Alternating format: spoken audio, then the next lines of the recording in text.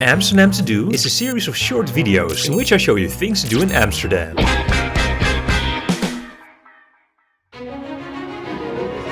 This is Dam Square. It is the main square of Amsterdam and lies in the center of the city. The square dates from around 1270 and initially served as a dam on the Amstel River. Yes, you can already feel it coming. This is where Amsterdam gets its name from. Amstel Dam. Amsterdam. In Dutch, Dam Square is simply called the Dam. The dam is split in two by the road connecting these two streets, the Damrek and the Rokin. They were once part of the Amstel River. The water and the adjacent harbors have been filled in the 19th century. Since then, the dam is surrounded by land on all sides. This is the Royal Palace of Amsterdam, built between 1648 and 1665. It was originally the City Hall of Amsterdam, but was converted into a palace in 1808 by the French occupier Louis Bonaparte, the little brother of Napoleon. He was ruling over the then called Kingdom of Holland. An enormous transformation was required to convert the publicly accessible town hall into a ceremonial residential palace. Not only the interior was adapted, Louis had a balcony added to the front of the palace, so that he could greet the people. And the medieval way house in front of the palace was demolished, because it ruined Louis's view.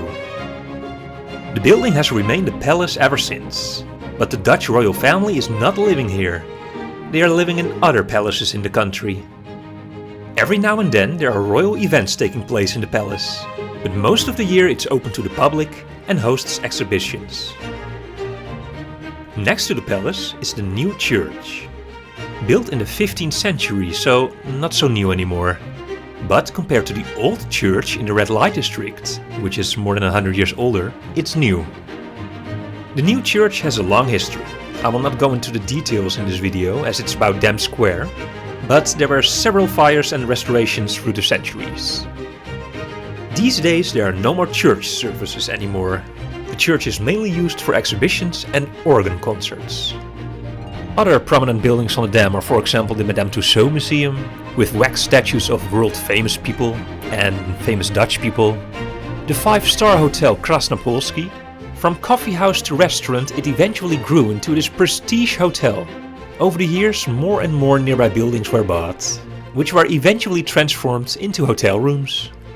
The Bijenkorf Shopping Center, literally the Beehive, a luxury department store chain with 7 branches in the Netherlands.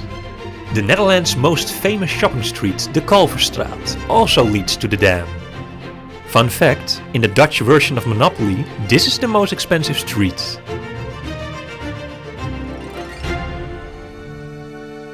On May 7, 1945, the liberation of the Second World War was celebrated on Dam Square.